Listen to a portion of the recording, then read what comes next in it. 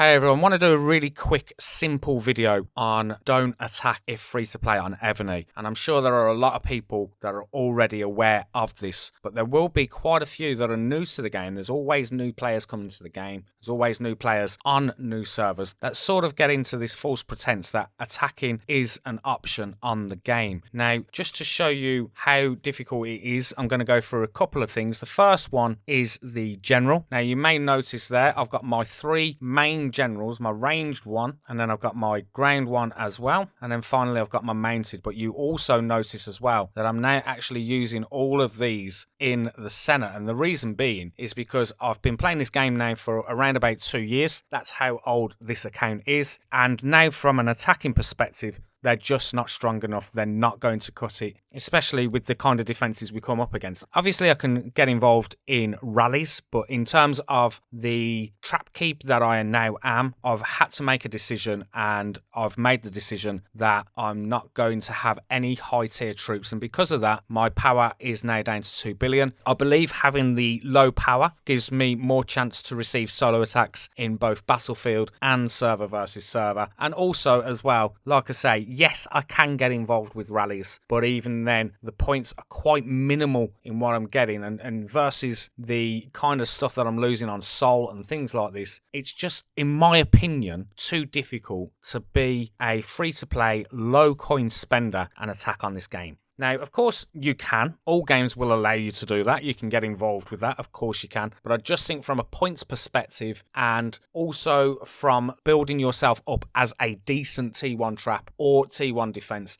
is a better option for the free-to-play, and also a better option when it comes to spending all the different kind of materials that we get. I talked about it the other day, about the kind of materials we get, and I would just personally rather send that into the trap side of things. And just to have a look at the kind of things that I'm talking about, if we go into this, you can see you got Epic Historic General Premium. When we go into the most recent ones, which you can do via the Tavern, you can go into Recruit, you can go into Portraits. 9 times out of 10, most people are going to get themselves a decent range general. So if I go and click on this and then scroll all the way to the bottom, you can see the most recent ones, and you can see that Charles VI is the most recent. And when we click on him, his details are range troop attack and HP by 55% and defense by 40% when general is leading the army to attack. He's then going to come with all the additional buffs via the Covenant as well, and then of course some very decent stats coming down there from the Ascension side of things as well. And then when we talk about equipment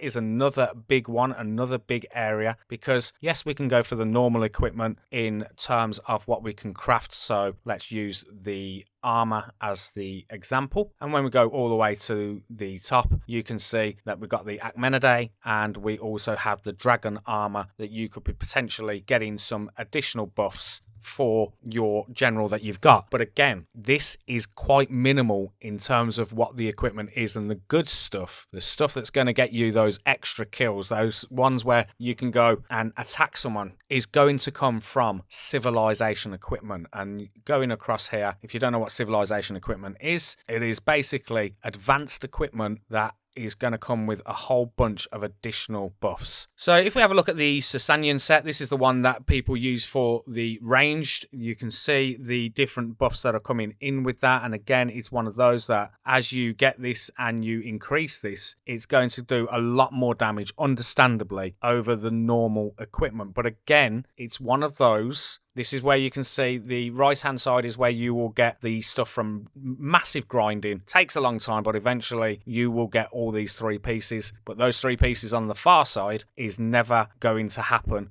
without spending. And again, if you want the full set, so if you want that extra march size capacity 20%, if you want the siege machine and range troop attack, defense and HP to be boosted by a 12%, again, you can see that you would need to get that left hand side to be able to do this, but it isn't just there. So again, we can already see that you need a better general, which is only going to come through premium tokens and glory tokens, which you need to purchase. You can now see the equipment is also going to play a big part. Now, of course, some awesome buffs as well come from the military academy, and guess what? It all comes with the additional stuff. So you can see I'm hitting all this 55% over here, which is kind of the average that I'm doing. But again, you can see all these 0%, and the reason they're 0% is because if I wanted to increase this one, I'm going to need Military Academy level 7. And in order for me to get Military Academy level 7, I'm going to have to do a lot of upgrading. And upgrading comes with resources, and you can't afford resources. The only way you're going to do that is, again, purchasing packs. Now, in terms of what kind of spend you need to do, I know that it's a lot. It really is. Just using the Ascended General as an example. Now, I've personally saved all my tokens up. I would be able to go and get a new range general, and I would be able to ascend him to 5 stars. So that's a good start for someone who's a low spender, free to play, haven't spent on this game in any kind of capacity for a long time, once I realised how difficult it was. But again, you've got two options. You can either play the long game and do what I've done and get all of those general tokens in, but it's only going to get me the one general. It's only going to get me the range general. It's not going to take me on to the next one, because again, I'd have to start that for the generals. If we're talking about how many tokens that you need for the generals, it's anywhere between 70 and 100, and currently I have 116. I've got 4 of the normal, so that's 120. And when we click into the detail and click into the chance details, that is the most recent general that has been released. It comes out with a 16.26% chance, so the likelihood is, with my 120 tokens, I am going to get Henry ascended all the way. But again, it's taken me, I think I've been saving for around about 8 months. I genuinely don't know how long it's been, but you can tell with the fact that Marcus Agrippa is still the range general that I use. Most people will be using Marcus Agrippa because he comes free via that Trial of Knights that I was talking about. But in order to be really attacking and getting involved in the good stuff, it's these new generals that we need. And in order to keep up with Evony and how quick they do updates, it's spend. So I don't believe personally you can be a decent attacker unless you're getting involved in some really decent rallies. But again, if you're going to be getting involved in rallies, then you need a good defense. And if you want a good defense on this game, you'll need to spend, because you'll need 1 billion T1. You'll need 1 million at least of every layer, so that people are not tempted to attack you. And again, this is all crazy cost. And I know a lot of games are like this. I really do. I understand that that's the way it is normally for these kind of games. You do normally have to be a spender if you want to be attacker, and normally you have to try and find a way of being a good defense as a free-to-play or low-coin spender. But that's how I see it. And I'm really interested to know what other people's views are on this. Are you someone who's been playing the long game as a free-to-play player? Have you managed to master a way of getting involved with the attack? Have you built that defense up where you now have decent layers all the way up to the top, which allows you to get involved with the rallies? Because that's the only way you're going to do it. You're not going to do it solo. Obviously, there is the chance that you could do it very lucky if you found someone that no one else did and you managed to hit them. There are obviously ways you can do this, but from my experience and having the best fun available on the game as free to play, I'm all about defense. I'm all about building up all of my T1 troops and the layers that I've got, and trying to gain every single additional buff that I possibly can. And also,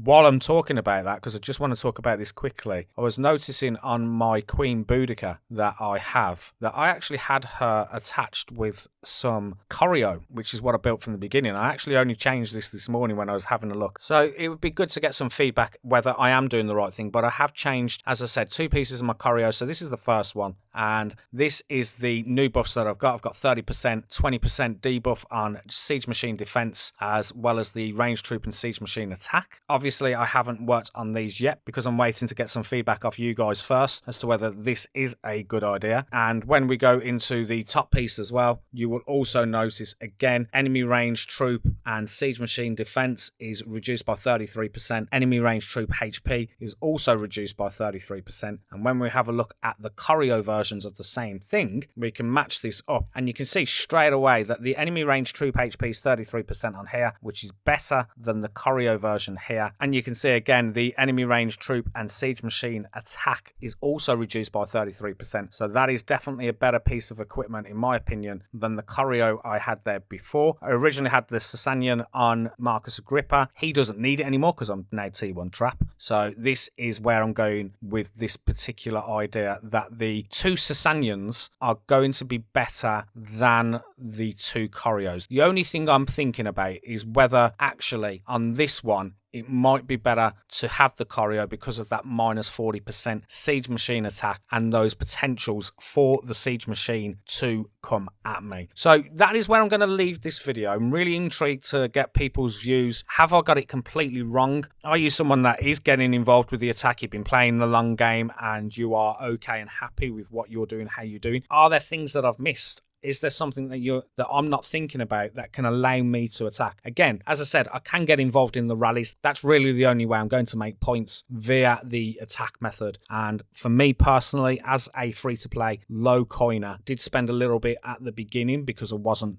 aware of how difficult it is. But if I was starting this game again and I was starting from the beginning and I was doing it completely free to play, I would be basing everything around being a good T1 trap, eventually T1 defense, but knowing that it's going to take the long game to be able to do that. Any money that I did spend on this game is not going to be useful for attack. So please do let me know in the comments, get involved, talk to me about what you believe. Have I got it wrong? Have I got it right? And also tell me about this choreo piece down here. Would you have the Sasanian, or would you actually have that choreo piece with the minus 40% siege attack? So do let me know your thoughts, and I will see you in another video very, very soon. Thanks for watching.